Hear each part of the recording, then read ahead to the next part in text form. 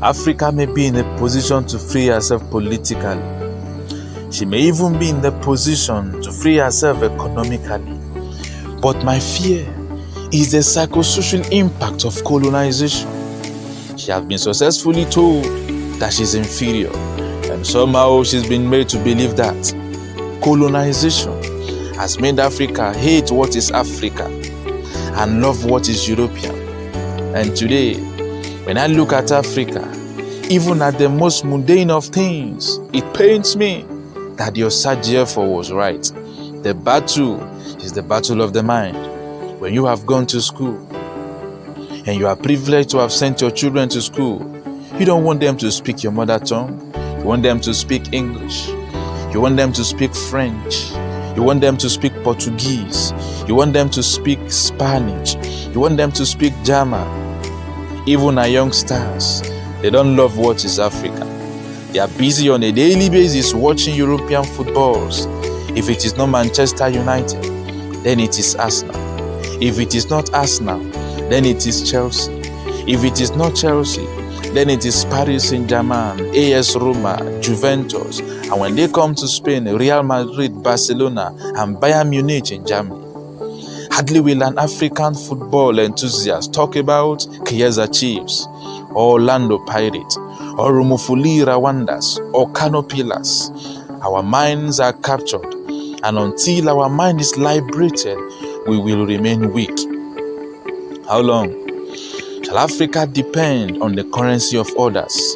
The over 23 currencies in Africa are fully dependent on that of other countries for value. So what do I see? When I look at Africa today, standing on the shoulders, even the shoulders of some great leaders of Africans of old, I see an Africa. When I stand on the shoulder of King Moshi Osho, the first of Basotho people of Lesotho, this is the Africa I see. Oh, I see an Africa where people are proud of their culture. I see an Africa where people are proud to be an African. I see a people who are proud and dignified, a people who recognize that our dignity is in our diversity. Standing on the shoulder of Moshi Osho, the first I can see it. When I stand on the shoulder of Osajefo, Kwame Nkrumah, accuse me all you want, call me intellectually lazy, call me a romanticist, call me naive. But when I stand on the shoulder of Osajefo, this is the Africa I see. I see an Africa where we'll have a single ambassador for us at the United Nations General Assembly. I see an Africa where we will not be walking around the world or the globe with bowls in our hands begging for vaccine. I see an Africa where our children will not only be taught the part of a tree but the values of a tree, and we will make our own medicine. I see that Africa.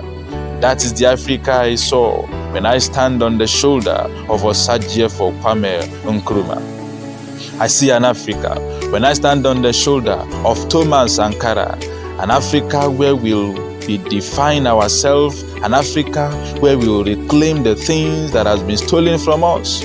When I stand on the shoulder of Muammar Gaddafi, I see an Africa where we can have unity in diversity, where the color of our skin will not be the determinant factor, but our fidelity to the continent of Africa.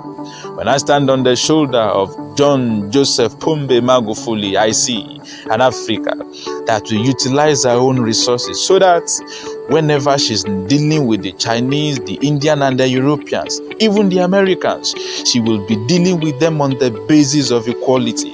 An Africa that will sit at the table of civilization, not under the table eating crumbs. I look at that Africa and I see it when I stand on the shoulder of John Joseph Pombe Magufuli. Fellow Africans, when I stand on the shoulder of these great men, out of many others, I see great things. and we will not continue in our slumber. We are dreaming, we are waking up, and Africa shall be great. Oh, those who disappoint us, oh, those who are doubting us as well, it is our duty to disappoint them. It is our duty as well to make them feel a sense of disappointment. If it doesn't come to pass in our lifetime, it shall come to pass during the lifetime of our children. If it doesn't come to pass during the lifetime of our children, it shall come to pass during the lifetime of our children's children. And if it doesn't come to pass during the lifetime of our children, it shall come to pass regardless.